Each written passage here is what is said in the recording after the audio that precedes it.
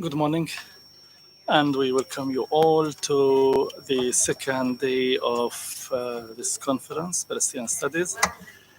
The title for the third session is the recent developments in the Israeli policies. We have four speakers, starting with Ahmad Azzuddin Asad. He is a researcher. He has a double master's degree in contemporary Arab studies and a master's in Israeli studies from Birzeit University. Ahmad will speak about the Israeli strategies to control the space in Area C. Ahmad, the floor is yours. Good morning, everyone. Just a comment. The the name is the bypass roads and control of the space area in Area C.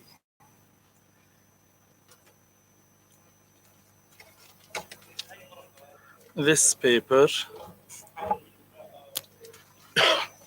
is an attempt to have an in-depth understanding of the Israeli policies through the bypass roads, and this study uses a different framework from sociologists, engineers, and planners, and others in order to understand the mechanisms used to control the space using the bypass roads. And the hypothesis here says that the Israeli bypass roads is a central part to Israeli colonialist project, and that these roads are a tool to develop a colonialist project to provide more support and settlers and achieve the double objective by cutting or tearing, fragmenting the territory, and also fragments or cuts short the time needed by the Israelis to control. The other hypothesis is that these roads turn the West Bank into cantons and fragmented parts.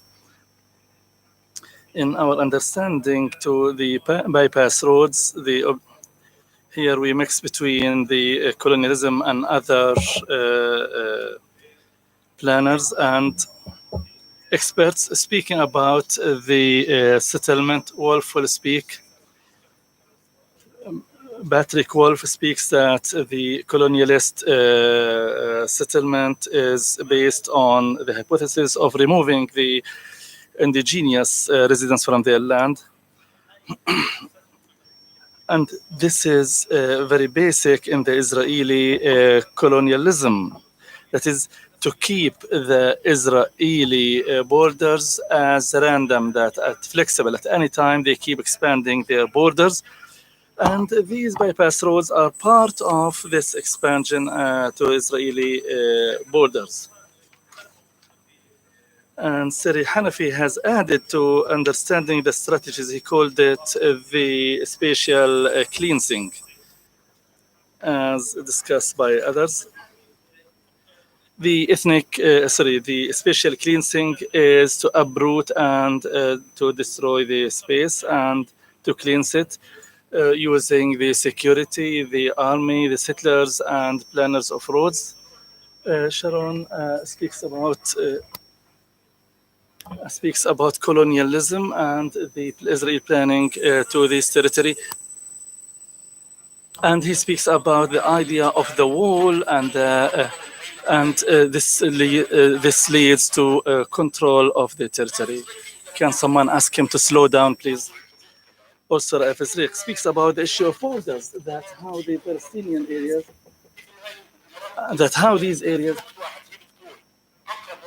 that these territories are far from Israel and still considered within and outside Israel at the same time. I'm sorry, but he's racing.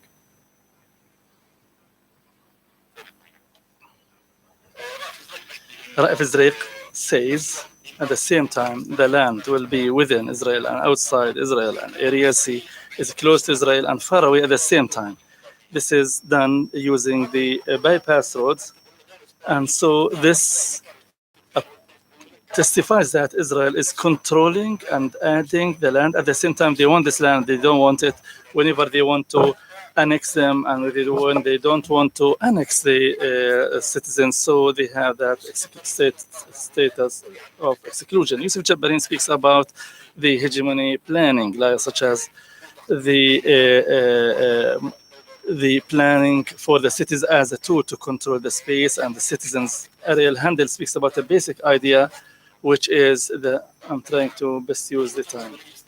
All the theories that are used by the planners and legal experts, all these theories, including the racial cleansing, ethnic cleansing, the spatial cleansing, and I use that with Dr. Munir in my studies. I called it the Palestino cleansing, that is cleansing anything that has to do with the Palestinians, that is cleansing the Palestinian identity, cleansing of the citizens, their history, heritage, but the land and the territory is the central part. The bypass roads has several objectives, that it divides the West Bank and turns it into fragmented cantons and prevents the establishment of a Palestinian state. And these roads have been intensified after signing the Oslo Accords in order to prevent the establishment of a Palestinian state. And it re-outlines the map for the West Bank, that is the territories between the Israeli settlements and the West Bank, and also connects the Israeli settlements to facilitate the travel of settlers, and is a physical barrier in front of the Palestinians, and leads to spatial control system and regime to divide the Palestinian territories. There are some facts about these roads. The percentage of agricultural roads confiscated to build in these roads make 20% of the agricultural road land in the West Bank. And there is a report by the Land Research Center 2014 that these roads took 196,000 dunums, with Palestinians not allowed to use them. This is for the roads only. But the 196,000 dunums beside these roads were taken. So the total number of land taken for the roads and settlements is around 33% of the. This shows the network of bypass roads, all the roads and with their numbering. And this shows us that all the Palestinian governorates, 11 ones, none of them is free of these roads. It's just like a cobweb, and it secludes, segregates, and fragments even the main cities and communities. And this network is focused mainly in Area C. Here is road number 90 and 60 in red, and 1 in number 1. The Mr. Mohammed Al-Atrash wrote about the roads, says that they constitute the letter H in English, that it cuts the West Bank into an H letter like west of Road 90, so vertically and horizontally, and also it achieves control to the space. So 3 roads only. The photo before that, we showed you all the roads, how they are dividing the West Bank. Here I have the cross section of the West Bank. The red one is road number 60, and to the white, to the left and right, is is around 150 meters as an added space to the road. And this is added to the side of the road, and we multiply it. So every 4 meters length, it makes 1 dunum as the vicinity or buffer vicinity for the road. This look at this tunnel. Palestinians call it the Beit Jala tunnel. How they drilled across the below Beit Jala. By the way, this is a Jerusalem area. It's outside the wall, but it is controlled by the Israeli occupation municipality. And you see how they have the Israelis are passing above the bridge and the Palestinians below the bridge itself. So not only this achieves that hegemony, but also separation. The Rizq who live there, they don't have the sun, while the Israelis, they fly with their cars above the heads of the Palestinians, moving between Jerusalem to the settlements west of Bethlehem.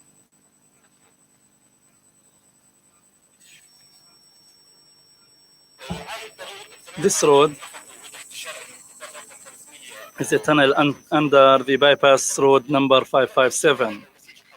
It's called the live fabric. The Palestinians above, where they fly and drive high, and the occupied Palestinians, just look and see here, the colonialist road, see how it is well maintained, and look at the tunnel dug for the Palestinians, how it looks for the occupied Palestinians. And this tunnel represents the Israeli solutions for the Palestinians to establish a geographic and social contiguity between for them. So these are the tunnels proposed by the Israelis, cement made with a few meters width, above which the Israeli roads pass. And this achieves the Israeli hegemony and use by the Israelis. And also it achieves the idea of Israeli towers and walls that the Israelis are towering above the Palestinians. And here is the road 443. Here the Palestinians are not allowed to use them. And it separated the West Ramallah villages from each other, from Safa, Beit Ur and others. So no contiguity between these villages. And so 3 tunnels below this road for the Palestinians to have their daily contact. Before the establishment of this Israeli road, the Palestinians had that daily contact, but with the establishment of that contact, the Palestinians were deprived of that contact, so they dug these tunnels for them. And this is the idea. As Yusuf Jabari mentioned, this achieves the idea of hegemony and control, and they provided alternatives for the Palestinians that are just like apartheid and racial separation for the Palestinians. Here's another photo. The Israeli bypass roads are always being built or under construction all the time.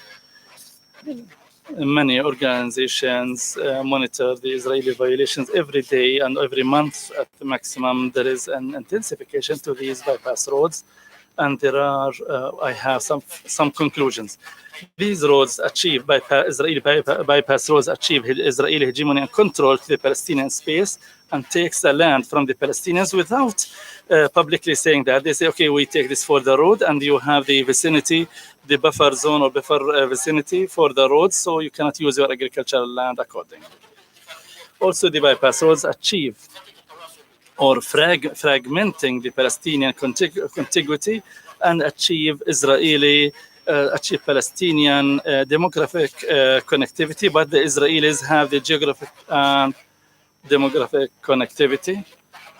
So the Israelis can cross the same distance in a few minutes compared to the Palestinians, who need around 2 or 3 hours to cross to cover the same distance, because they are not allowed to use the bypass roads and are forced to use other Israeli alternatives that are not efficient as that.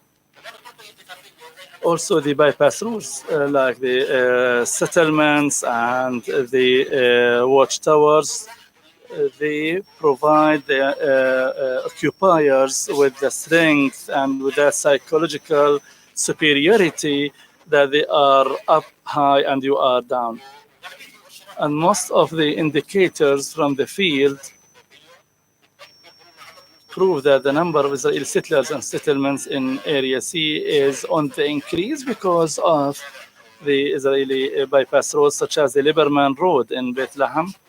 When they constructed the road, the number of settlers increased, and the settlement outposts, Nicodim and Teqwa settlements, just because of constructing the Israeli Lieberman Road. These roads complement the Israeli policies for construction for wall to achieve hegemony control and exclusion of Palestinians. And all these tools, as I call it, as Palestino cleansing or cleansing of Palestinians, anything that has to do with Palestinians for the interest of the Israelis, and to change, rename the place as mentioned by Dr. Abdurrahim Sheikh. Like road number 60, we had other villages with names that do not exist anymore. Now they are called with Israeli roads with numbers. So the naming is with the number given to each road, and on every part of the road, the Israelis, they put a letter code to use that for military purposes. Thank you. Thank you, Ahmed. Now we move to Mr. Khalil Tafakji, who is a geographer with a diploma in GIS from Arizona University in 1998, director of the Maps and GIS department at Beit Asharq Orient House. He has several specialized geographic studies. The title of his presentation, the Jordan Valley in the Israeli security ideology. Good morning. In order to go into the Jordan Valley or area, see as a Palestinian geographer, the definition given yesterday to the Jordan Valley is taken from OCHA differs entirely from what I will be saying, because we as geographers, the Jordan Valley to us is different. It's totally different. In other terms, yesterday, Khuruj Bedijan was part of the Jordan Valley. In the Israeli vision, the Jordan Valley is totally different from what we will be referring to today. The Jordan Valley is the lower area. Here, I'm not speaking of the Ghab or Biqa project in Lebanon. I speak from the Tabari, from Badala and Ain al-Bayda up to Ain Jadid to the south. And this area, the low area, starting from Tabariya up to the Jordan Valley with a altitude difference of 180 meters. This is why the Jordan Valley is draining in this area. The Jordan Valley must be divided into two parts. In other terms, the area in which the Jordan Valley which the Jordan River runs and floods, and it's called Azur area, but the highest area with an altitude of 120 to 40 meters is what we call the valley or Al-Ghor or the Badland. That is the Kitar. So this is what they call it, the Kitar. The Jordan Valley from north to south is 5 kilometers wide to 20 to 25 south. That is Jericho and the Dead Sea. The Jordan Valley, if we look at the Jordan Valley from the Jordanian perspective, if we can call it as such, it has a concept as the area below the feet of the mountain. In other terms, the hills overlooking the Jordan Valley are not classified as part of the Jordan Valley. We, the Palestinian people, included these hills as a result of the OCHA definition. Israelis-wise, the feet of the mountains, the hills overlooking the Jordan Valley are part of the Jordan Valley. So the jungles of Hebron and Nablus and Jericho are within the definition because of the Israeli security ideology, because the Israelis want to say that the Jordan Valley is not only the low area below sea level, but also the hills overlooking this valley. In other words, Male Avraim, which is the capital of the Jordan Valley, is part of the Jordan Valley. In other words, the Alon line, which is far from the Jordan Valley, is the boundary of the Jordan Valley for them. And of course, in the Israeli security theory, on this basis, when we as Palestinians wish to study the Jordan Valley and Area C in the Jordan Valley, we must study it from the perspective that it is the low area below the feet of the western mountains of the Jordan River. So there are some valleys which flood in this area toward the Jordan River. Now, in this area, the West Bank is divided from strategic importance point of view into three strategic areas. The first is the western area, which is a hilly area from an altitude of 200 to 300 meters, which is now on the Israeli side, and part of it is now behind the wall, and the other part is Area C. And there is the area of the back of the mountain, which extends from Nablus, Jenin, Ramallah up to Hebron. And here there are military areas in the Israeli vision, which speaks of Ibal mountain, 950 meters, Tal Al Asur, 1016 meters, and Johannes mountain in Hebron, about 1018 meters. We don't speak of Jormuk, which is 2200 meters in the Galilee area. Of course, there is a mountain called the Small Harbon Mountain, not a Sheikh Mountain, but the Small Harbon River next to the Dead Sea, which is also considered as early warning zone. So this series of mountains that extends from Nablus to Ramallah to Hebron is, according to the Israeli strategic vision, part of the Israeli security strategy. Now, when the boundaries of the municipality of Jerusalem were demarcated, they were demarcated to the east as overlooking the Jordan Valley, that is Zaytun Mount, Al Masharif Mount, and all of this area is the upper hill, so that if any forces come from the east side, this area will be the cemetery of their tanks. So today I speak how they see this area. Thus, all of the strategic Israeli strategic studies, starting from Arnon Sofer, who is the professor of geography at the University of Haifa, to all of the security officers, they speak of the Jordan Valley as a boundary separating any Palestinian state and the Jordanian state. Because we learned from our experience in Gaza, the question of the subways and tunnels. So it's not the issue of tunnels to the extent that it is a purely economic issue, but security was used for security purposes.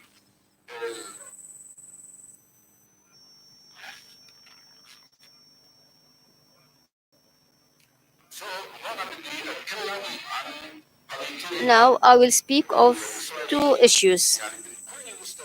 At all levels, the Israelis, whether it be at political or security levels, they all speak of the question of the Jordan Valley.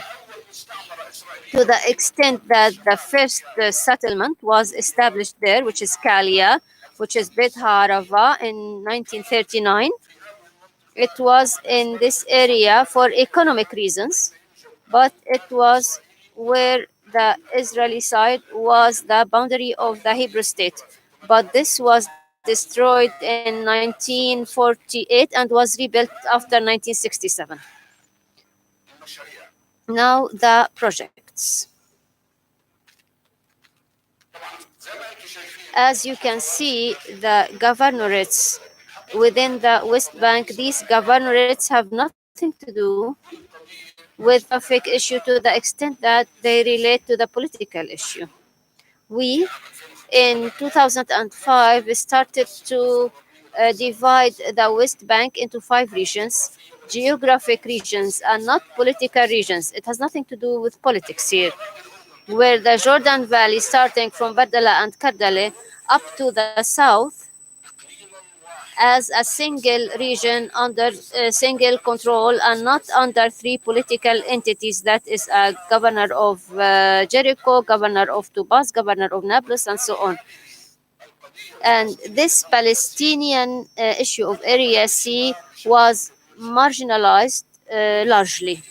Now we come to another question to see that it is not only the Israelis but also the Palestinians played a role in this. Over 5,000 years, we have been struggling to give names to the Bedouins in this area. You know that today they speak of Bedouin communities, but they do not speak of Palestinian villages. We told them that the Bedouins in the European concept are the nomads, and they were not aware of this till the issue of Al Khan al Ahmar appeared, because OCHA mentioned in its issues and maps that they started to the east of the quarry, or Bedouins of the east, west of the quarries, above the sea level, below the sea level, and so on. So Israelis, when they establish a settlement block, they give it a name: water, electricity, and protection.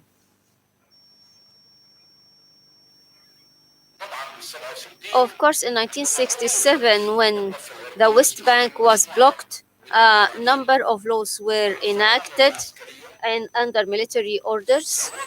The military orders and the Jordan Valley, for the Israeli theory, equates 27% of the West Bank area.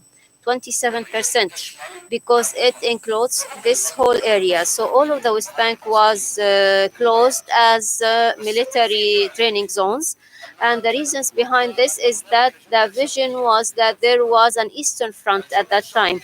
The Eastern Front comprised Jordan, Iraq, and Syria. Of course, this Eastern Front was dismantled in 1991 when the Israeli rockets started to arrive. So the question of the buffer zone that used to exist ended. But the Israelis still use this buffer zone, which even includes up to Western Amman, in spite of the Jordanian-Israeli peace accord. But the boundaries of the Israeli buffer zone includes West Amman as well. So it is forbidden for any Jordanian military plane to fly over the western side of Amman. The closed military areas were followed by the use of the natural reserves law, that is the national protected areas, and this was a reason to confiscate many land in the Area C. The wall, we know it. We're done with this issue on the eastern side, and there was a project to establish an eastern wall, and it was halted. But there are still 25 Israeli settlements whose population does not exceed 6,000 people.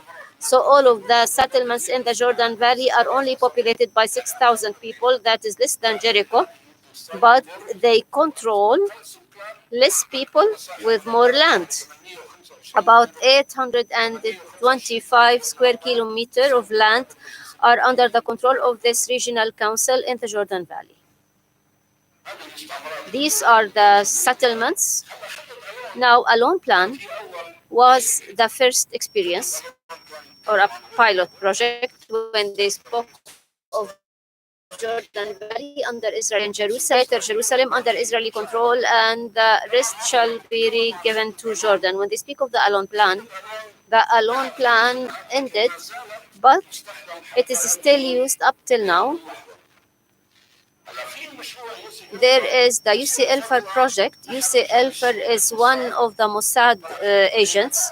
We met him, and he was speaking of his project, and his project is control over the Jordan Valley, in addition to a number of other elements. He even spoke of Road 505, which crosses the Samira crossing, that is crossing all of the West Bank. And here I go back to the question of the alternative orders, which is military order number 50 on roads in 1983, which prescribed horizontal and vertical division of the West Bank. But even the Trans West Bank or Trans Samira Road, Trans Samaria Road, Yusuf Spur asked that this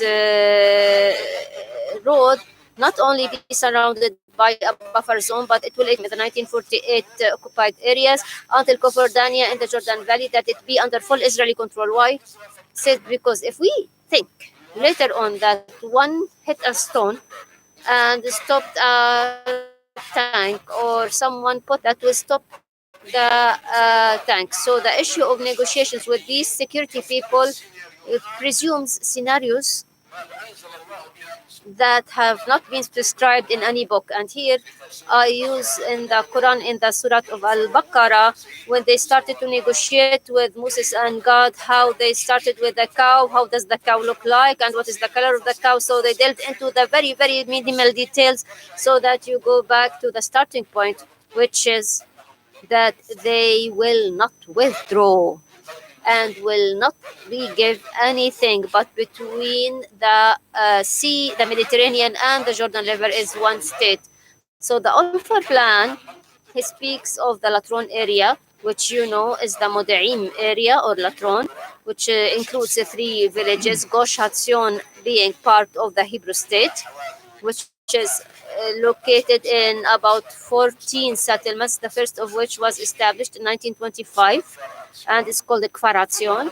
And there's Mali Adomem, which is now speaking of Jerusalem in 2050, not 2020, 2050. And we speak of the largest airport that will be established in Al-Bqi'a for the Hebrew state, and speak Bqi'a of Moses, the prophet, and not Bqi'a of Tubas or Galilee. We have Al-Bqi'a of Prophet Moses, and the biggest airport for 25 million passengers will be established in this area. So this is the Israeli vision, not for 2020, but for 2050. They include this area under their military strategy. It has nothing to do with the military to the extent that it has to do with investment. 25 minutes to the Dead Sea, that is therapeutic tourism. 25 to Jerusalem for the religious tourism. 10 minutes to Jordan through King Abdullah Bridge, which is now closed, but it will reopen soon. So this is the result. Now we move to the Sharon project. This is the Sharon project, the one on the map here. It's two lines, two parallel lines. Security to the east and west and divide. I have road number 9, which starts from Baqa al-Sharqiyya and Baqa al-Gharbiyya and extends to Ash-Shuhada area up to the Jordan Valley and Habret al-Shimron road, and then 35 to the south of Halhul and a road near Qalandia. This is the state. Early warning, as I explained, it's the area of Nablus, Tal al-Asur, and Hebron. The security area today, they don't see security as only the Jordan Valley. Security makes them think of Jordan and Iraq in order to reach Iran. So today, the security area, when we speak of the Jordan Valley, even Netanyahu spoke very clearly and he said, I will not revoke the Jordan Valley, even if you have multinational forces, I will not revoke this area for security reasons. Although we have a peace process with Jordan and Iraq was Iran, and they're thinking what to do about Iran. So the security of all of this area, very briefly. Now for the Israelis, they use Area C or the Jordan Valley area under security practices, but the strategic goal is purely investment. And this is what's happening in all of the Israeli issues. Finally, to conclude, All of what we have said has one outcome. You have the paper at hand. The first outcome, non-existent Palestinian state. Even if we list it and relead it, this is the Israeli vision. The bypass road is to establish two states in one state. That is a state in the first floor and underground Palestinian state. Thus, we come to the end that the Israeli side relating to the Jordan Valley at all levels and among all parties, no matter if they are right or left, agree on one opinion that the Jordan Valley will be under their control and that getting into the valley and exiting the valley will be as per their permission so that the issue of the Gaza Strip cannot be reenacted. Thank you. Thank you. Now we move to Dr. Muhannad Mustafa. He has a PhD from the Political Science School of Political Science at Haifa University, and he's a lecturer and Director General of Mada Al Karmel, the Arab Center for Practical Social Studies. Dr. Muhannad published two books, Palestinians in Israel, The Politics of Faith After Oslo, from Cambridge University Press. The other book, Israel in the Post-Oslo Era. Dr. Muhannad will speak about the annexation projects in the Israeli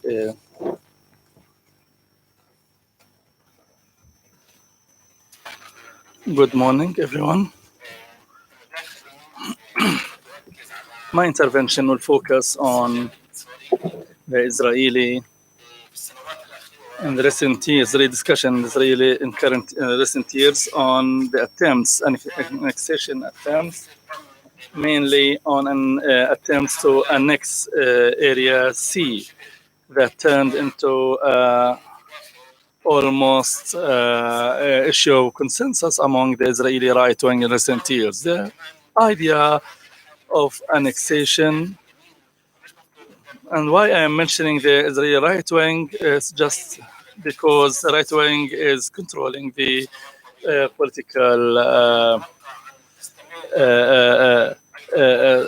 political side of the Israeli discussion, and we expect this control to continue for the years to come. So the proposal of this right wing to annex Area C, which is expected to turn into the political project, this started taking popular support in the Israeli public and enjoys sweeping support from the Israeli religious and colonialist right wing. The central allegation or hypothesis, is that the idea of annexation in the Israeli discussion is based on two principles. First, the separation or disengagement, and segregation on the other hand. The more these policies deepen, the more the annexation policies deepen.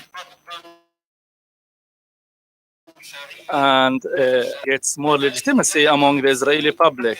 So the more Israel fragments and isolates the Palestinian territories, the project of annexation takes a new dimension. And the separation in this case is not only geographic, which is the basic one, but also in recent years we have been witnessing legal disengagement or legal separation in the Israeli parliament to legalize that separation, especially in Area C, where the majority of the settlements, and also separation at the level of awareness. If this is not done at the level of the Israeli public, but also at the level of Palestinian awareness as well. So the Israeli separation policies are done according to policies carried out in the West Bank. So allow me, after this hypothesis, to read some parts to save time. The idea of annexation is not unified among the Israeli public. There are different approaches in terms of shape, content, and means of implementation. But there are three criteria that you need to understand: the form of annexation, the content and mechanism, and also reasons for that. There are two forms of annexation: the partial one and the total one. The partial one is to annex some parts, such as usually they speak about annexing Area C to the Israeli territories, and this enjoys sweeping support among the Israelis. The total annexation is based on enforcing the Israeli full control of the Palestinian territories, and from its dynamic is a gradual one, which is creeping annexation to be deliberate annexation, total or partial. This is annexing certain areas every time to achieve the proposed annexation. And there is the one-time annexation, be it partial or total. From a content perspective, there is a annexation that gives citizenship rights to the Palestinians in these areas, and there are some who propose giving residential rights for them, and there are others who propose giving them autonomous rule under the Israeli control. We'll try to discuss all these discussions. After the election of Mr. Trump, the Israeli legislators competed to propose legal drafts to annex this land. After the election of Trump, this turned into like a bazaar, like everyone's trying to provide submit proposals such as Sfili, Kromitz, and you have catched. They proposed to annex the Ma'ale Adumim settlement. After them, then Knesset member Miki Zohar from the Likud and Miti Yogev from the Jewish Home to annex Gush Etzion, and Ariel Ordon. And the Minister Katz, Israel Katz, proposed to include Biscat Ze'ev. This state of affairs of bazaar, of an annexation bazaar, even through the MK from Labour Party, her name is Animiat Nahmiya Sperban. She proposed she said she wants to propose the law to embarrass the government. After the government issued the land settlement law that allowed the confiscation of Palestinian private property upon which Israeli settlement outposts were established. So this discussion turned into a bazaar of ideas for annexation, where the Palestinians turned into an object to that. They are not engaged in discussion, and no one takes their point or reaction. And this debate of annexation shows or reflects many ideas in the Israeli arena, aside from the perspective or possibility of implementing them.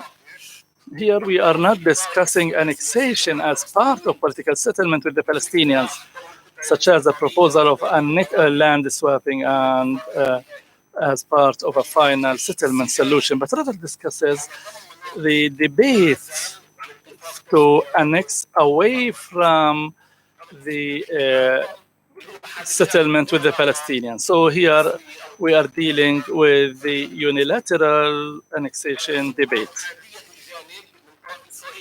from the Israeli side. The right wing made the issue of annexation as a strong option for the Israeli alternatives. And I believe this is part of the Oslo Accords, a result of Oslo Accords. The thing that gave this momentum to this idea of annexation is the Oslo reality, or Oslo created reality. On the one hand, this made the other people who have other ideas, even who oppose it, now they are discussing it with the ideas of annexation with the right wing. That those who hold other ideas, especially those who hold the idea of two-state solution, that they do not oppose annexation if the right wing can do that.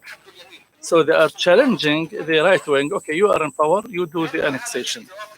And this principle recognition as in the form of challenge. And here I'm quoting, go annex and we'll see how you will deal with the situation of Palestinians and with the international position. Or you are in the government for decades, why don't you annex the territories? This is the question that the two-state supporters ask the right-wing people. So these sentences, to embarrass the right wing from their perspective, carry, in fact, the delegitimization of the two-state solution. And out of awareness or unaware, being unaware, they are giving legitimacy to the annexation. And this is reflected in the increase of public support to annexation ideas. And in a questionnaire 2016, around 40% of the Israelis expressed support to annexing all the West Bank, not only Area C. Whereas the support in 2009 was only 17%. Some of the tools used to gain legitimacy for this by the right wing is to compare that from an economic point of view. Some Israeli researchers propose that 50% of the settlers are turning into religious ones because of the housing crisis. So when you speak about the settlements as just real estate subject to demand, and so then you are speaking about legitimizing the settlement away from the annexation. And so when you ask for annexing the West Bank, all or partial, you are proposing it as a natural culmination, starting with the settlement, through settlement, and ending with the annexation. The philosophy of annexation starts from the principle that you cannot differentiate between areas 1948 and 1967 territories. And here I would like to point out that is important by Clarissa Litzman. She's an Israeli writer who is like Naftali Bennett from the Israeli party, Jewish Home, who knows to be a settler without living beyond the Green Line, and at the same time to live beyond the Green Line without being a settler. This is the economic new liberal settlement reading of settlement. In the absence of differentiating between these territories, the Israelis have this logic that there is no difference in terms of legitimacy between the territories occupied during war, who accepts the Israeli sovereignty in 1948 has to accept the legitimacy of Israeli sovereignty over the 1967 occupied territories. In the Israeli debate of annexation, the separation policies are central to these policies have the following components: to separate between Gaza and West Bank, to separate between the different Palestinians within the West Bank and between the Palestinians and settlers and between Israel and part of the West Bank. And at the same time, Israel connects Israel with parts of the West Bank that were actually annexed, and finally connects between Israel and the settlers. In analyzing the Israeli debate around annexation, this can be divided as follows. The first is annexation without citizenship rights for the Palestinians. And usually here they are speaking about annexing areas inhabited by Palestinians, but without giving them civil and political rights. The latest of such suggestions was practically by the Israeli author Alif-Beit Yehoshua in his article that he wrote about Area C, saying that in order to alleviate the burden of settlement on Palestinians, he proposed to Israel to annex these areas to give the Palestinians residential rights like in Jerusalem to alleviate the occupation burden. And later on, when settlement solution, then you can return these territories to the Palestinians. It's a farce, and this brings back to the situation of Palestinians, where the situation of Palestinians, residents of Palestinians in Jerusalem led to separating Jerusalem. But also among the Israelis, there are those who propose. Here, he says, okay, let's annex them to alleviate the burden of occupation. But in the Israeli settlement right wing or traditional religious right wing, they speak of annexation without settlement rights, which produces an apartheid regime in the West Bank. The other proposal is annexation with residents with citizenship rights. And here, this is the ideology of the traditional right-wing, national right-wing in Israel that believes in annexing all the West Bank, enforcing the Israeli sovereignty over the West Bank territories and residents, and to give them full political citizenship. And here, I'd like to point out to one of the most propagandists, which is the Israeli writer Colleen Click. She wrote a book named Annexation Now, trying to give a new momentum to the idea of annexation, along with giving citizenship rights to the Palestinians.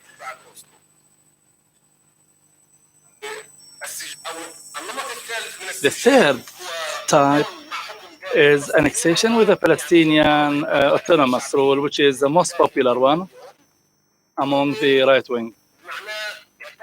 That is to give legitimacy to the de facto situation resulting from Oslo Accord. The Oslo Accords resulted in a situation that is turned into a project for the Israeli right wing, which is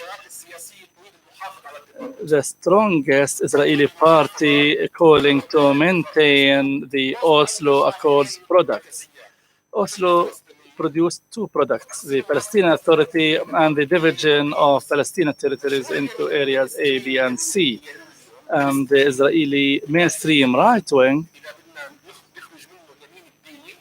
taking out the religious and liberal right wing, the mainstream right wing in Israel speak of annexation with Palestinian autonomous rule, which is the current situation, but legalizing it as the Israeli situation, annex Area C, and keeping the Palestinian control territories as something that reflects the Palestinian right to self-determination. This includes annexing Area C, Gush Etzion, Pesgat Ze'ev, Ariel, and other settlements. The last form of that debate, which is annexation with amended Jordanian option, which is the option of Ariel Sharon. Ariel Sharon at the end ended, in my view, if he continued in power, he tended to revive the Jordanian alternative with amendment, and this includes annexing parts of the West Bank to Israel and annexing the remaining parts to the Jordanian Authority. And here I conclude that the idea of annexation in Israel is an idea that gains sweeping popularity, especially among the Israeli right wing. And this right wing left its ideological original project towards a project, the central of which, be it for the national or religious right wing, it's their project which is happening on the ground. The project is annexing Area C. This is done through either creeping annexation or legal annexation, repeated legal annexation, and also symbolic annexation by deleting the green line between the 1948 and 1967, such as the Ariel University and Israeli courts, abolishing all the speciality of Israeli settlement organizations and connecting that with Israel and the learning connections between the settlements and Israel. So in continuation to the previous presentations, and also there is a de facto annexation in preparation for the annexation of Area C. This is a project of the Israeli right wing. Thank you. Thank you, Muhammad. Now we move to Mr. Walid Salem. He is a PhD candidate in international relations from the Near East University in North Cyprus. He issued more than 30 books and a university lecturer in democracy, human rights, and conflict resolution. Mr. Walid will speak about the infrastructure for the Israeli control in Area C. Good morning to you all. Thank you for the invitation. It is not always bad to be the last speaker, especially that many of the detailed issues were presented. My paper is with you. It was distributed to you, and therefore I will use the time available to me by trying to present a few conclusions that may enlighten our way in the future. The first proposal relating to the future relates to the fact that the conflict is no longer a conflict over borders. We do not have a border conflict that can be solved in a diplomatic track. Considering the conflict as a conflict over border that can be diplomatically settled, it seems that it is too late to do this, because we don't have a formula through which we can reach a diplomatic political solution, considering that the conflict is a conflict over border. But on the other hand, and to counter this concept that it is a conflict over border, we can say something else, that the existing conflict or the existing struggle is a struggle between the Palestinian people, which is working to preserve its existence on its land, in its homeland, to counter a settler colonization project which devours all of Palestine. So if this formula is correct, and that we are speaking of a part of one side of the formula, which is based on having a Palestinian people that seeks to preserve its existence, and it is countered by a settler colonization project that aims to usurp all of the land. If this is correct, this makes us able to understand the framework of Oslo. Oslo was based on a political historical trap. This trap had the following essence. You, as Palestinian Authority, on the one hand, control the people. On the other hand, leave the control over the land to the Israeli side. Otherwise, if this formula is not correct, what would it mean then? The continuation of Israeli control over Area C, over East Jerusalem, on the settlement expansion over 7 times since Oslo's signature to date. So all of what happened was you can control the people, but on the other hand, we will control the land. So control over the land will be in the hands of Israel. And in a certain formula, 25 or 26 years, it appeared that this was a trap because what was done on the ground is that the Palestinian Authority started to lose land from below its feet step by step. Meter by meter, we are losing land meter after meter as a result of the Israeli controlling policies and measures. So, this is what happened. Today, we are facing a reality where the previous formula of dealing with the conflict under the Oslo framework come and negotiate. And when negotiations stop, let's renegotiate or let's find a formula to restart the negotiation. And now the proposal of the international conference proposed by the Palestinian National Authority as a formula, which I don't know why, because it is not evidence based, with measures to amend the situation on the ground. You cannot go to negotiations without changing the status quo situation. Presenting all of these issues in this way without amending the situation on the ground will keep us prisoners of the Oslo trap, whose results are already known, and in the future it will only lead to one solution, which is the loss of all of Palestine. We are about to lose our land. In 1948, we lost part of our land, and now we are in a situation where we are very close of losing control over the remaining part of our land if things remain as such. So, looking at the outcome of Oslo as they are translated today on the ground, we find ourselves facing a reality of a tripartite authority. There is a tripartite authority in Palestine now. The first party is the military occupation. So we have military occupation that continues to exist on the ground. The second parameter is the settler colonization, which is continuing. And the third part is the apartheid regime. So the racial discrimination, which Dr. Mohannad said that it is demised on segregation, but it appears through an examination of the Zionist colonial project and its advancement on the ground that segregation is only a temporary form.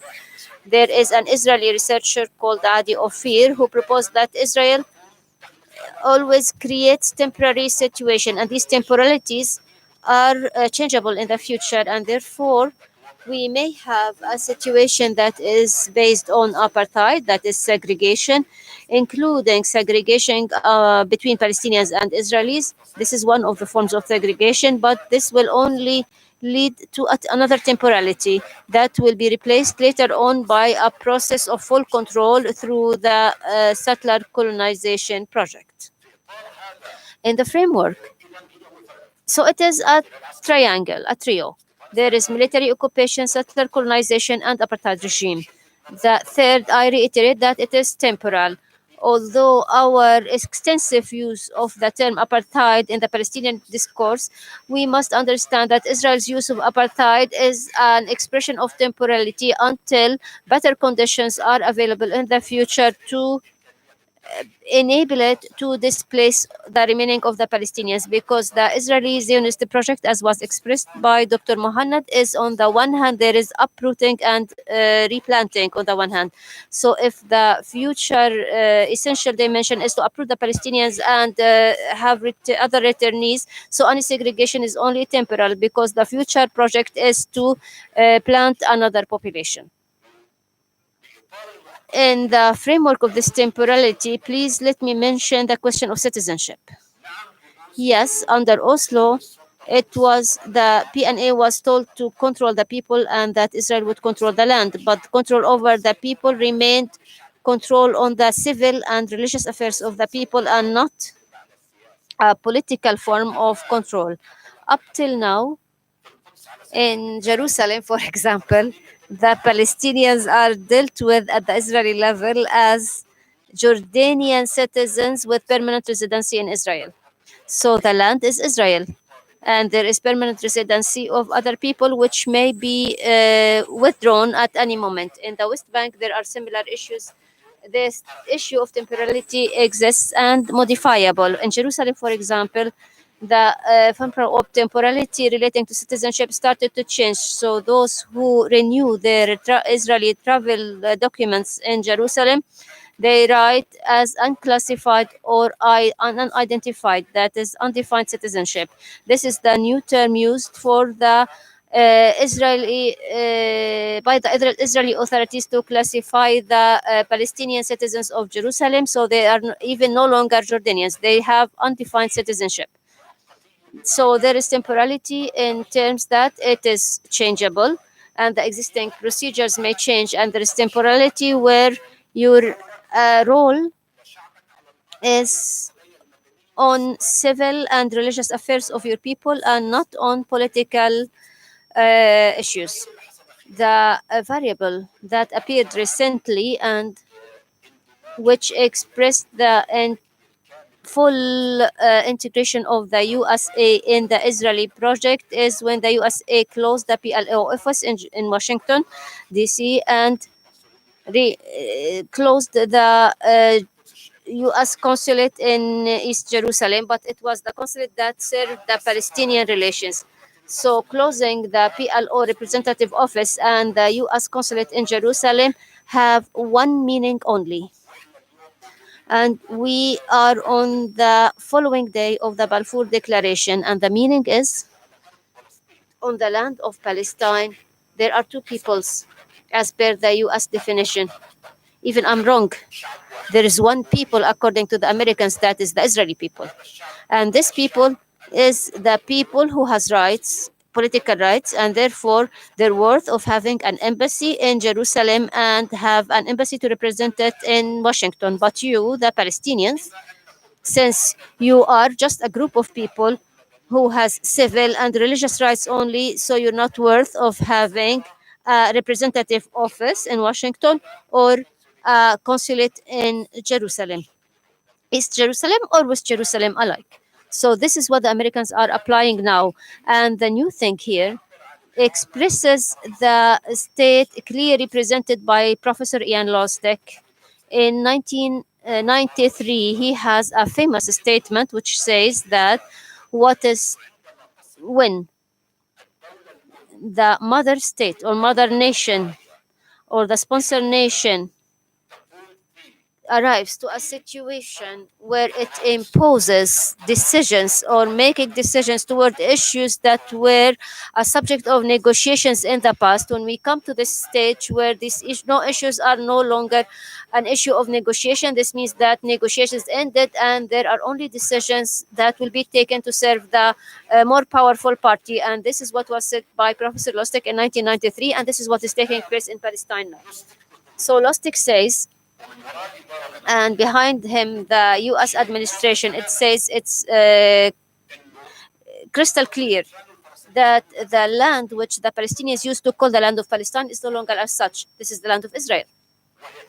And as land, when we speak of the land of Israel, we speak of the land of Israel on the 1948 border, including the West Bank, Gaza Strip, and East Jerusalem.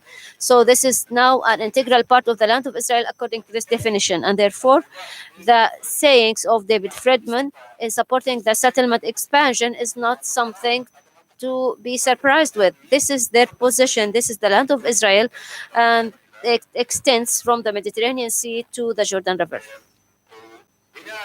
Based on this, if this was clear to us all, according to this, we can understand better than the segregation, we can understand the strategies of displacement and replacement. The strategies of segregation is what was presented by Nev Gordon from Beersheba University and other people, which says as if we have a situation of segregation which includes a problem of understanding of what will happen in 5 years from now. But now I'm trying to see what will happen after that. It's not enough to see what will happen in 5 years from now, but what next? What next is the same. It has not changed.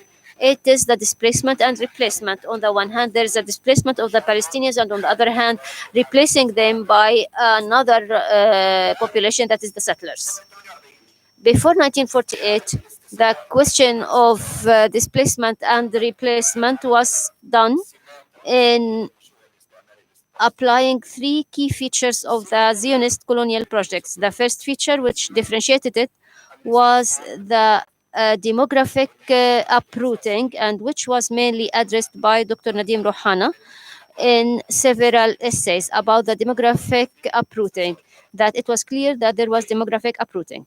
On the other point, the long-term massacres and genocide, unlike the settler colonization in the United States, which was done in immediate genocide, the Zionist settler colonization kills you while you are alive. So, what does it mean to be a Jerusalemite? Living a state of temporality. You have a temporary ID and you are considered a Jordanian citizen, but on the other hand, it's as if you are alive, but you're not. So this is called the long-term massacres or genocide, that while you are living and breathing as if you are dead, you are treated as dead. The third issue is that this state, which was built before 1948, was built by a UN decision, a UN resolution. And this is probably our key problem as Palestinians, is that this state, the settler colonization in the United States, was established without any permission of the UN or without any resolutions of the UN. But this state in Israel was created by a UN resolution. Yes, there were decisions like you must apply the partition plan 181 and 19194, but it seems that in the ability of the UN to enforce its own resolutions, this question became irrelevant. Today, what's taking place on the ground is that we have, on the one hand, UN resolutions that say that Israel is limited to the 1948 border, but on the other hand, we have another de facto situation where we have 600,000 settlers, the least statistical figures, so that we won't be accused of exaggeration. So if we have 614,000 colonizers on the ground by the end of 2017, and that this figure is increasable in the next years to 1 million settlers, taking into account that the natural demographic growth of settlers without planting any other new settlers from abroad is 3.9 per year, according to Israeli studies. So in 20 years from now, they will be 1 million without importing any other settlers. So this is the situation that we're facing today. In other terms, if you have a settler colonization project expressed this way, and you have a position vis-a-vis the settlers in the way it was described, so we are facing a very serious situation. My last remark, the Palestinian strategies to confront this dangerous situation are problematic, and they make things more complicated. Those who review the strategies of Salam Fayyad's government and Rami al-Hamdallah's government, they will find the last strategy says the following: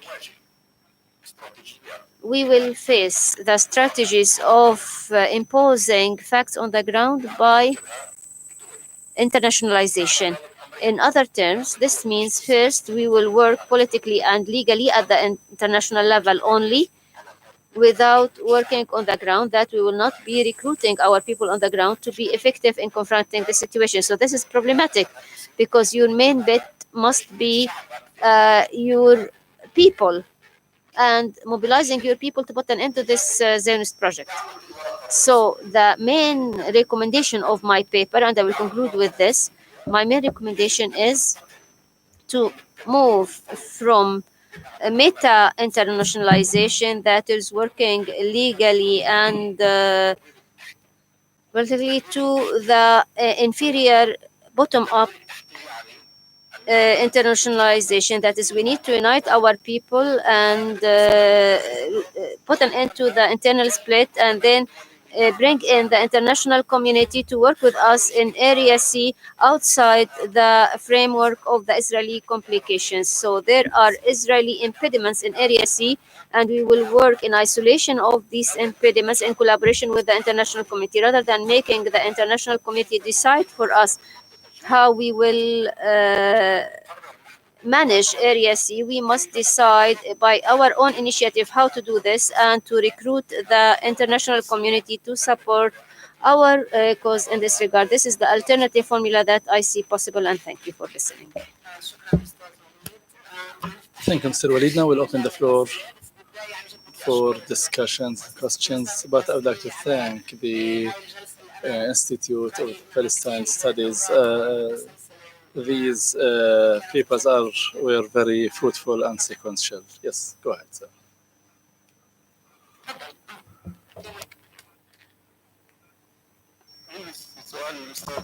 I have a question to Mr. Muhannad.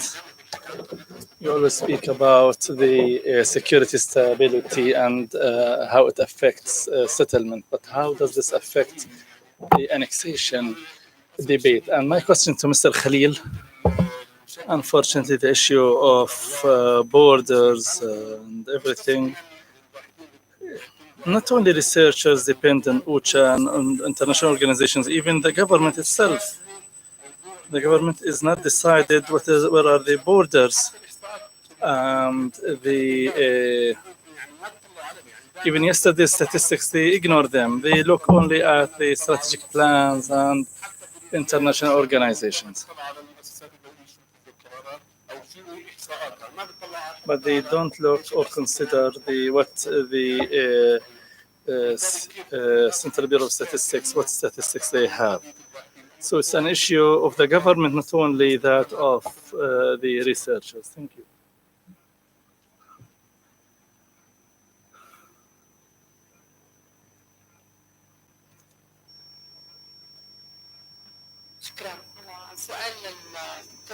My question to Dr. Muhannad. How much can you say that if we accepted the natural development of issues in for the Israeli right wing as concerning the issue of Palestinian presence in what remains of Palestine? How can you connect this to the seeds that the Israeli right wing has planted regarding its relation with the Palestinians? And also the principles of Oslo that is based on limited autonomous rule and dividing the territories without an end game, even as related to Jerusalem. We know that in Oslo it has never been mentioned the issue of Palestinian sovereignty or the state, except the roadmap that was rejected in Bush letter to Sharon at that time, that they want to maintain the de facto or the facts on the ground. Thank you.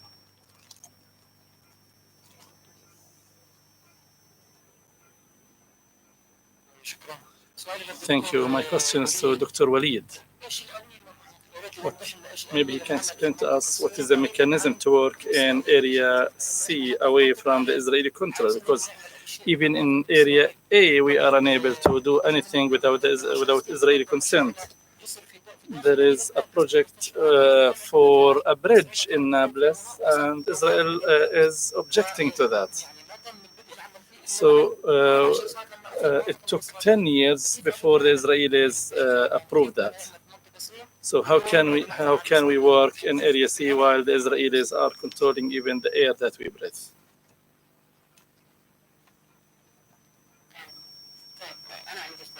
I have a question. Then we'll take answers, then we can take another round. My question to Dr. Muhannad as to issue of annexation. You said that in all of this there is no mention of the Palestinians or what. I was wondering how much this is true, that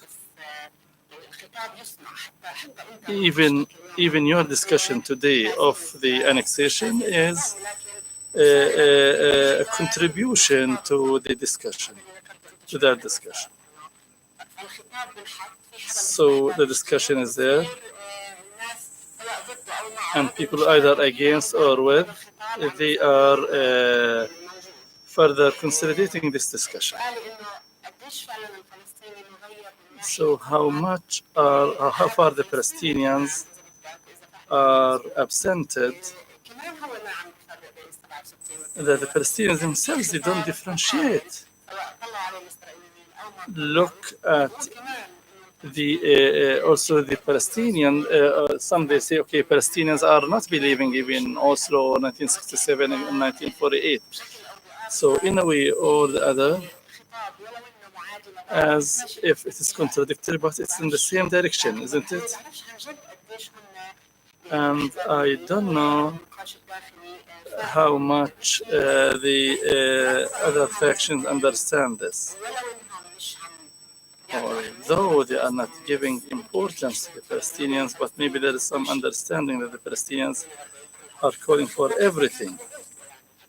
This narrative has been around even before Oslo.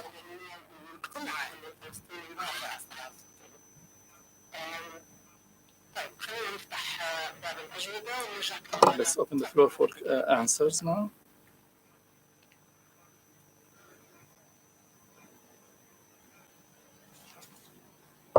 Before, sometime there was a statement by a mayor of Valley settlements. He says that we need to repeat what we did in the Golan Heights, to do that in the valleys. Was speaking of the issue that these areas that were not discussed, that these valleys are not important to them as residents. They are turning into more as the civil status. They are building stone houses, I'm quoting, and they own cars. They try to connect to the civil life and the new civilization. And so there is a great percentage of them that are seeking to get blue identity card. I believe he's referring to the Israeli identity card. Yeah, he is referring to the Palestinians in the valley area. So, as if they are seeking the Israeli identity, and as someone from C area, from the area C, and my mother is from Jerusalem. Whenever I go to my village, they ask me, did you get the blue identity card or not? In my view, we need to look at this and take it into consideration.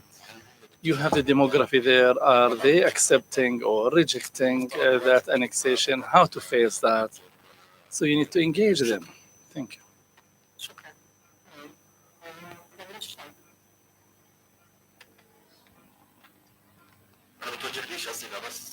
No question directed at me, but I would like to speak about the issue that some citizens in Area C, in Bethlehem, Al-Walaja, many residents there, they accepted the Area C. And they started, instead of having to apply for a permit to work in Jerusalem, now they use that Israeli blue identity card. As to the valleys issue. As geographers, because our issue with the Palestinian Authority is the head is a politician, he's not academic.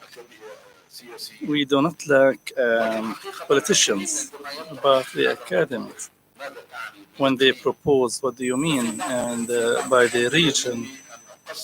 And sometimes I was asked to divide Jerusalem into three areas, and they wanted to divide that politically instead of geographically, so I closed my file. In defining the valleys as a Palestinian, we need a full study. We do not lack also academic studies. in the issue of figures, sir, and this is a personal experience. If I want to publish something, I will send it to the Hebrew press to publish it so that they can trust what I'm saying. In 1995, there was an operation. We published that in the newspapers in the first page and second time. No one responded to us, so we sent it to the Jerusalem Post. Then we got noticed, and this moved to the United Nations. Today, we have a colleague who is highly qualified, but Rasim Khamaisi, if he speaks today until end of the day, no one will listen to him. But if Arnan Sufer, a professor from Haifa, then they will say, okay, the Israelis said this and that. This is the issue within us. It's not on the other side. The Israeli side, even if you give them wrong, they will say the state said so. But we have an issue on this. At the same time, the organizations that were issued after 1994, they were established based on the Israeli civil administration. And so they started trusting that, and all our issues are part of this. That was later on politicized and had nothing to do with the academics. Now we are speaking of Jerusalem, and so they brought all the experts and gave me them as experts. They are not politicians. The politician implements, but the academic provides the solution. Dr. Walid gave you, this is the solution, and you need to use this. He gave you a solution. The politician uses these circumstances. But if the politician is short-sighted, then catastrophes will happen. And when I showed you from Al-Baqarah verse in Quran, then they will make you lost in the details and the negotiations that were so much you will have to negotiate with them if you want to stand on the right or left. So the issue of valleys. I'm speaking as a geographer, not as a politician. It's limited, known. The Israelis look at it, starting from the hills overlooking Jordan, the Alon line, even Mari Avraham on top of the mountain, and Fush Bet Dajan, and all this area as part of the valleys area, even Nabi Musa. That is far away from Jordan. They added that to the valleys area, and this is the Israeli division, so that at the end of the day to see how to say that Jordan cannot and can in no way, they cannot sit fearing that Tehran or Hamas can be the next day there.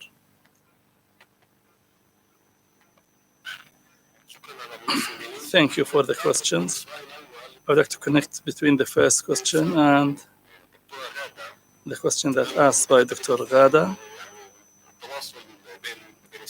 I believe there is a connection between the two questions. The issue of absenting the Palestinians from the Israeli debate on the future West Bank or the future solution with the Palestinians. This absentation, in my view, is a result of that everyone makes a proposal, not only the politicians. Sometimes you find academics who provide such a far solution. Everyone is making proposals as if there are no Palestinians existing to make proposals. So this shows that as if Israel is not paying the price for its occupation. There is no other reason. Israel does not see the Palestinians because the Palestinian or Israel is not paying a price for its occupation. Occupation is an easy cake since Oslo Accords. So Israel is not noticing the Palestinians in any debate.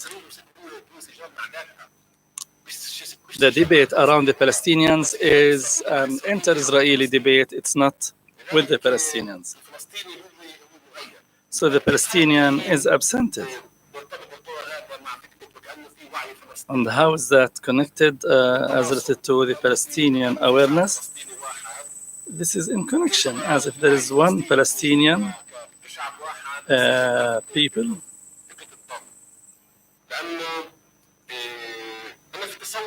In my view, Israel is aware of this issue. That's why Israel is pushing for separation policies, not only to separate the Palestinian geography, but also to amputate or to separate the Palestinian awareness. That is to build Palestinian projects that have different projects, not political projects.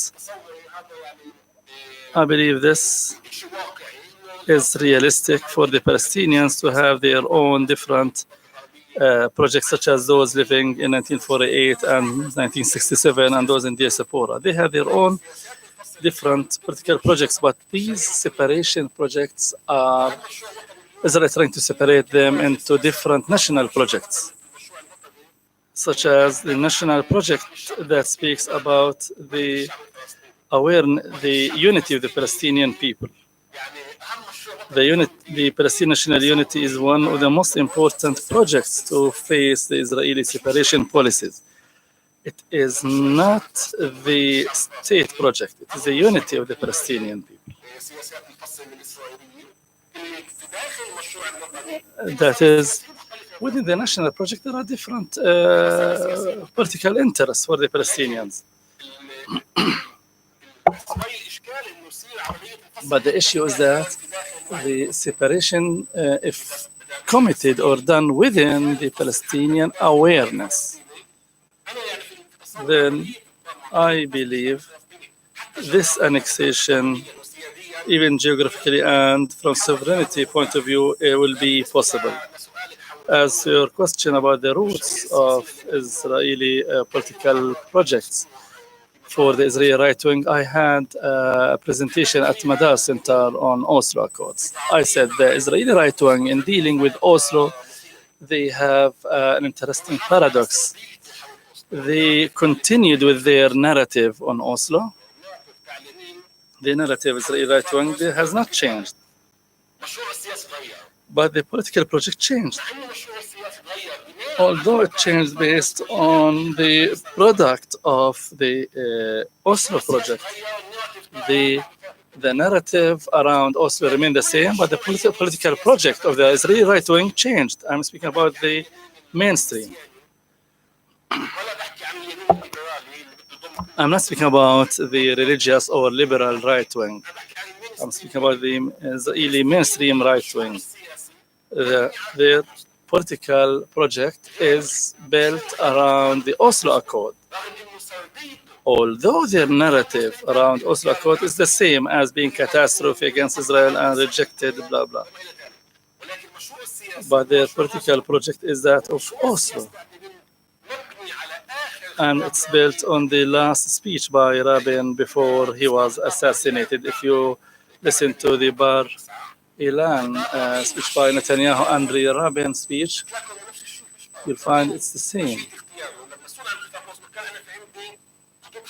When he said, I have red lines for dealing with the Palestinians, no return to 1967 areas, no to dismantling settlement blocks, no return for the refugees, no for dividing Jerusalem, and the Jordan Valley is an area under Israeli sovereignty. These are the 4 red lines. These are the Bar Ilan speech. So the project of the Israeli right wing is the Oslo one. From ideological point of view, the Israeli right wing adopted that. The issue of separation is that of the Israeli Zionist left. When Sharon proved that or embraced that, and now it is adopted by the right wing. But if you see all these changed in the project of the Israeli political right wing, they maintain their narrative. Why? In order to consolidate and give support for their political project. By maintaining their narrative, they have a win-win situation. They have a win situation in the absence of political stability, of security stability attributed to Oslo, and when you maintain that, they have same thing, equally win-win situation. So it's an attempt to implement the new project.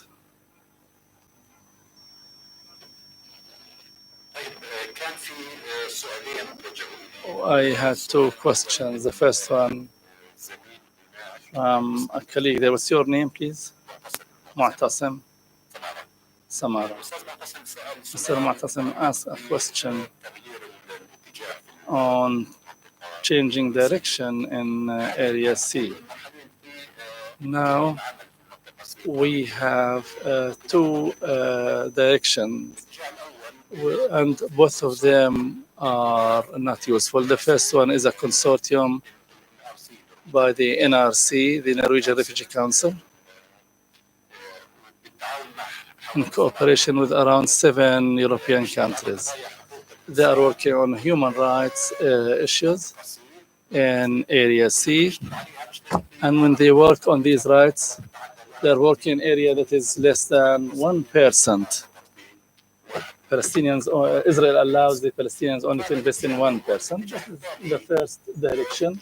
The second one, which I call as the direction of two groups depending on each other. The first one is the Palestinian Authority, and the second one is the European Union. The Palestinian National Authority expects the EU to initiate major projects in Area C, such as road construction and others, and the EU awaits the Palestinian Authority to take the initiative. So each of them is waiting for the other.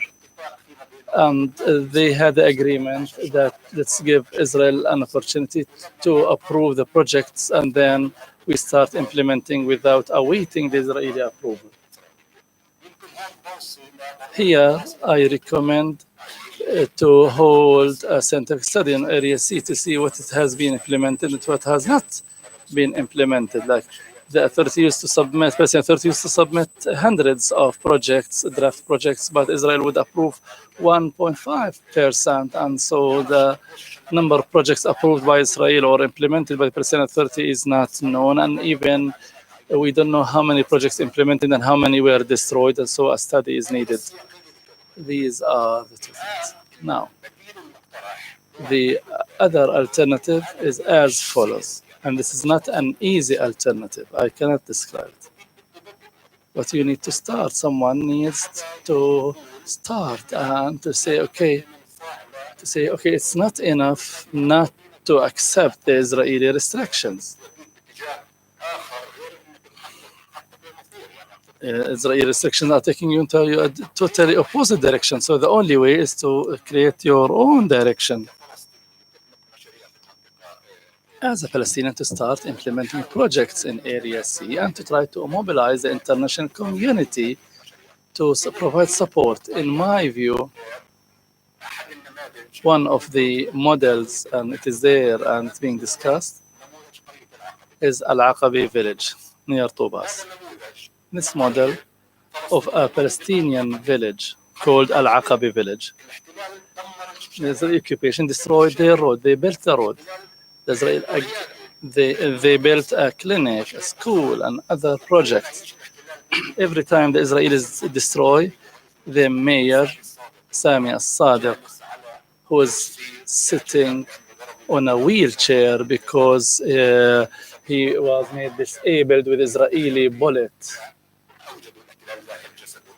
And he kept the bullet in his body. So there is an experience to build on. We need to study that experience and to see what we can do based on that. I have 3 proposals. The first one, to create facts on the ground, such as Al-Aqabi village. Number 2, to start taking our workers in the Israeli settlements. This is shame. Yes, we need to provide alternatives for them. When we have around between 30 to 50,000 workers in the, and according to an academic study from Al-Quds University about Palestinian investments and the Israeli settlements, joint Israeli-Palestinian investments in the settlements.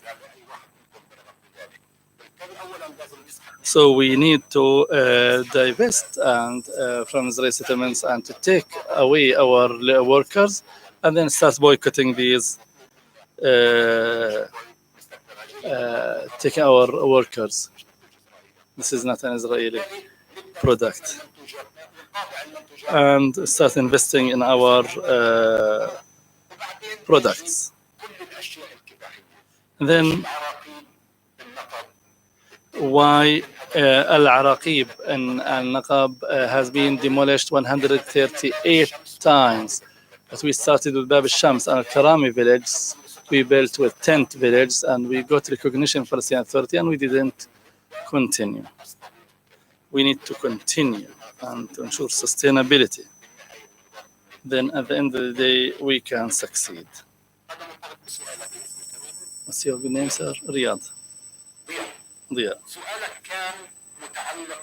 Your question was about the issue of identity cards. When you don't have alternative national project, which I say that I described some of its components.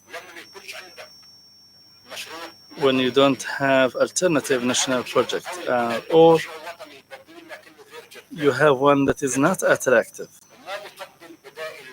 and does not provide alternative to people, then whatever you are saying, it was said by Alfred Mimi, Baruch Fremi, and Amy Césaire, and Franz Benon on how the occupied accept what's being done to them by the occupier, it will be facts on the ground.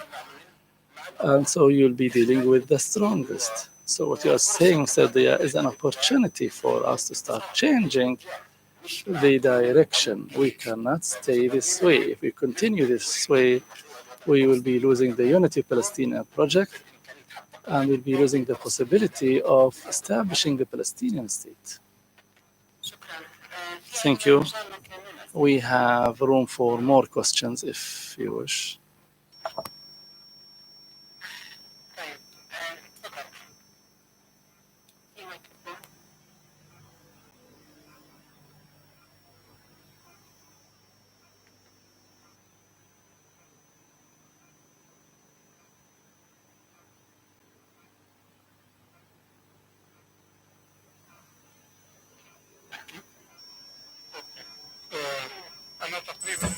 I have a question to each one of the panelists.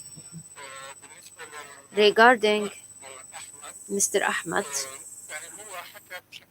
he spoke in general about a description of the alternative or bypass roads and their effects or features and how they reflect upon the annexation process and usurpation of land and so on. But in my opinion, every bypass road constructed has its distinguished status and effect on the community and the area in which they are constructed, and therefore it would be useful, for example, the bypass roads that lead to Nablus, for instance, when there is any accident in Za'atara or in Hawara or wherever, how are they used? How each one of these roads is used? Each one has its own specificity in impeding the daily routine of the local community. Therefore, it would be useful to specify.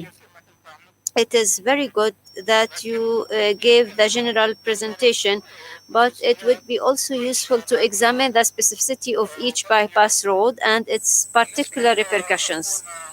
To our friend, Mr. Khalil Tafakji, he spoke of the security perspective in general. However, he did not address the processes of implementation of this perspective and what Israel established a number of rules in the Jordan Valley, and these rules, what is the role of their security dimension and their effect and so on. This was not addressed, or if it was addressed, it was only in general terms. Please clarify this point further. Regarding Dr. Muhannad, you spoke of annexation or the different theories of annexation in general, but you did not speak more specifically of Area C. What is or what how do these theories apply to Area C? Furthermore, these theories, how do they relate, or if the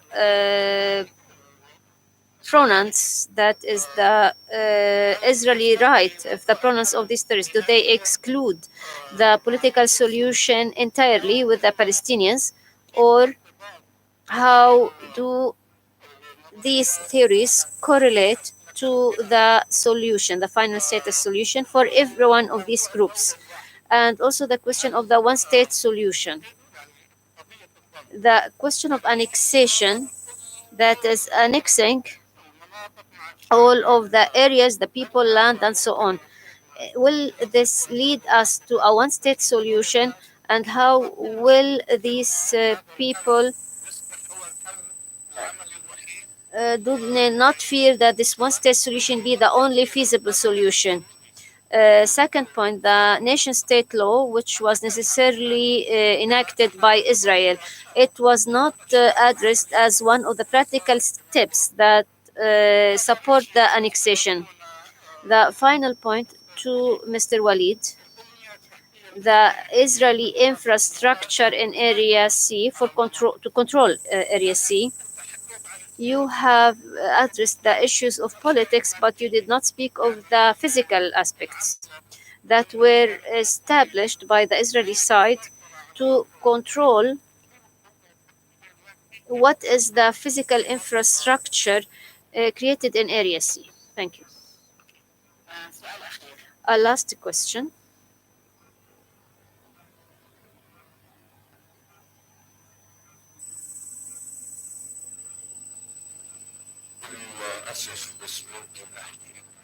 Please allow me to answer in English to this question.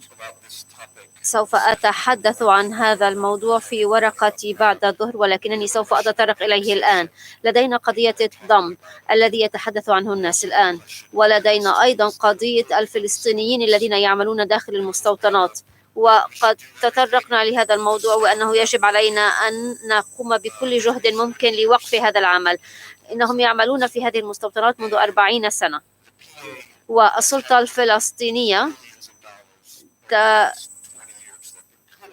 كان بإمكانها أن تجمع، كان لديها مليارات الدولارات التي كان بإمكانها أن تستثمر من خلالها لوقف عمالة الفلسطينيين في المستوطنات، ولكن السلطة الفلسطينية لم تهتم بهذا النوع من الاستثمار. وعندما نقول هذا فإن الضم يعني أن الضم سوف يتواصل وسوف يظل الفلسطينيون يعملون في المستوطنات. وما رأيكم بالعمال الفلسطينيين الذين يحاولون أن، خاصة في غور الأردن، أنهم يعملون في السلطة الفلسطينية؟ وماذا لو تجمعوا معا وطالبوا بحقوقهم كعمال حسب القوانين الإسرائيلية؟ إن هذه خطوة نحو الضم، ولكنني أتساءل ما رأيكم بهذه الفكرة أن يتكون اتحاد للعمال المطالبة بحقوقهم بناء على القوانين الإسرائيلية؟ Let's take answers, 2 minutes per speaker. Thank you for this comment. It's very important. But if we want to interview the people around this street, they say that the land was expropriated and that we organize meetings with the people whose land was expropriated. I believe that there are some detailed functions of every street that may differ, but the general framework and the framework, all of the bypass roads serve a main function and common goals, which I presented in my intervention, which is to achieve the cleansing of the Palestinian population and to start the displacement process. So this is the very settler colonization process. There is army, civil administration, police forces, planning, master plans, municipalities. All of these components of the so-called State of Israel are working to achieve the colonization project. The other remark, which was not mentioned yesterday of today, there are some names that are given by the Palestinians to Area C. They say that this is a safe Area C, that is you're allowed to stay in. So even the Palestinians started to use the discourse of the colonizer and apply that these are safe areas, these are not safe zones. Here you are allowed to build, or you can put a caravan on wheels because this is not a license permit, but you cannot build on the ground, so it will be confiscated, and so on. Regarding the fact that I didn't speak of the Jordan Valley between 1967 up to 97, all of the Jordanian army, because all of the West Bank was a disarmed area, so there were some camps of the Jordanian army which were then transformed into military bases up to 1970. When the Palestinian resistance in Jordan left, gradually this Nahal started to turn into kibbutzim or capitals like Mali Afraim. In this area and under this period, that is in the 70s, there wasn't any Israeli vision. Yes, there were some attempts, but there was a peace process. Shall we redeem the West Bank to Jordan or not? The PLO was outside this framework. So the borders between 1967 were open, not in the very concept of opening, but the people used to move between the two areas. Smuggling, that is, it was illegal, quote unquote, and then they were fully closed. The borders were fully closed between 1967 1998. In the 70s they were ended, so the camps, these military camps, were transformed into kibbutzim, and then they became of the so-called national preferred area, and they were supported investment wise, but security was used for these reasons. And here I'm speaking of 1970, and we started in 1977. In 1970 it was the Alon plan, and in 1977 when the Likud came to power, in 87 the national leadership, and then the issue where the Jordan Valley will be the cemetery of the tanks from the eastern side, because the eastern side comprised Jordan, Iraq, and Syria. And they always relied on the feet of the mountain. That is, any person coming from the east to the west will be destroyed in the Jordan Valley before they can even reach the valleys of the mountains. So the borders of the Jerusalem municipality to the east was the mountains, the Olive Mountain, and the other mountains overlooking the Jordan Valley.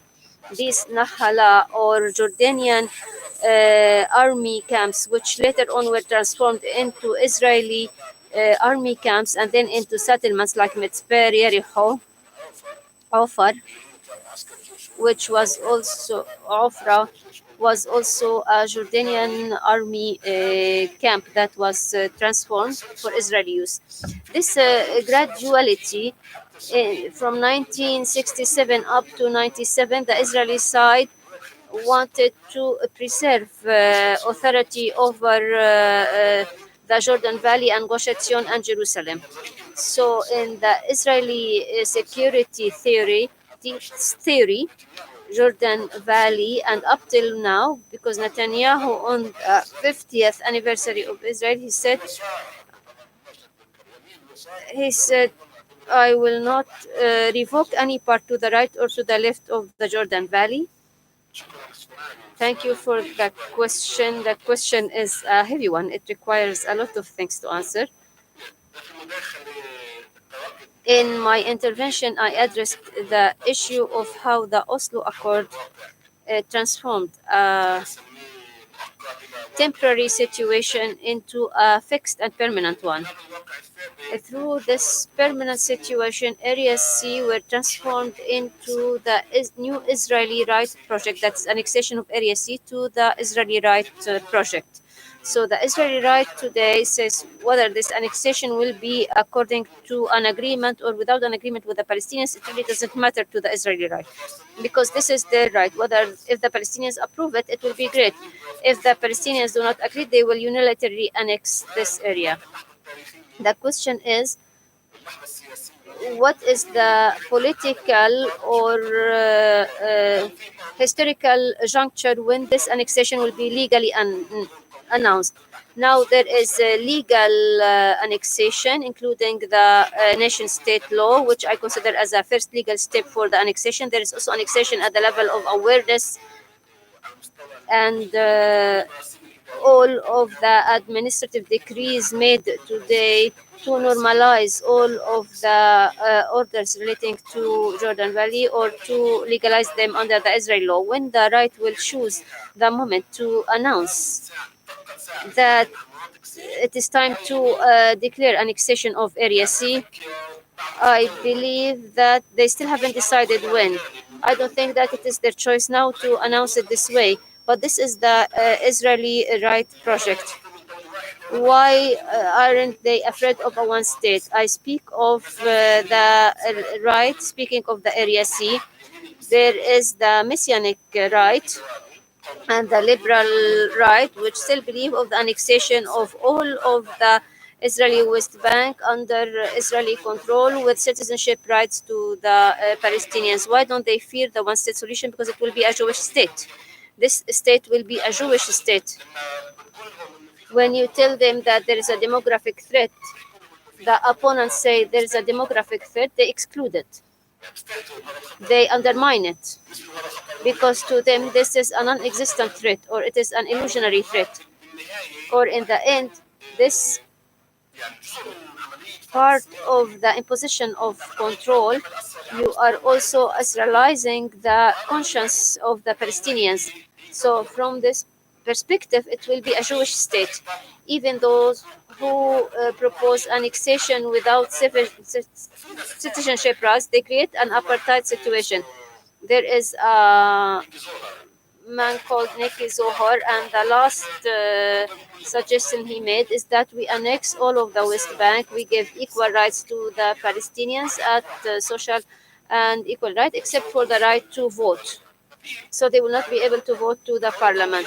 So this national state law needs a lot of things, but I believe that this is part of the process of expansion of the Israeli state on the area occupied in 1967. Thank you, Dr. Mohannad. If we can, in 1 minute. I mentioned the Israeli measures in Area C in my paper. Therefore, I said I will not be presenting them. There is internal and external displacement. The questions of the Bedouins is very clear. Licensing, only 1.5% of the projects submitted in application receive permits. There's Judaization of the land, the assumption of private land, the national state law, which imposes Israeli control in the West Bank area and Gaza as well. There are names like Shiloh Valley instead of the area in which it exists, or also in Israeli courts to use the term local people. So you and the settlers will bear the same legal denomination. You both are local communities or local residents. So it is a problem between two local residents or local neighbors. So this is one of the problems as well. So there are many issues that can be mentioned here. I see that the Israeli steps since 1967 to date from the solutions at the regional level to annex what we want and re-give what we want and segregation, all of these projects come under the same context, is to impose gradual control.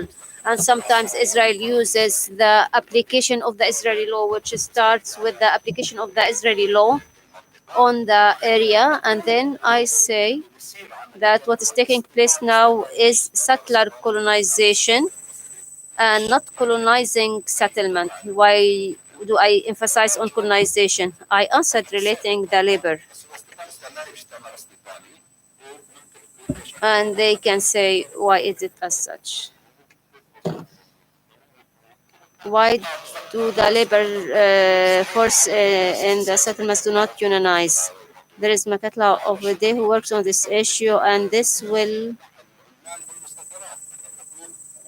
fix the Palestinian labor or workers in the settlements, but we want to withdraw this labor. We don't want to have them in fixed positions there. We will proceed the discussion. We have 15 minutes coffee break from 11:30 to 11:45. In the fourth session at 11:45, we have a presentation in English if you need interpretation headsets. And I want to announce for registration of the Jordan Valley trip tomorrow, Sunday. At 1, you may register if you wish to join us.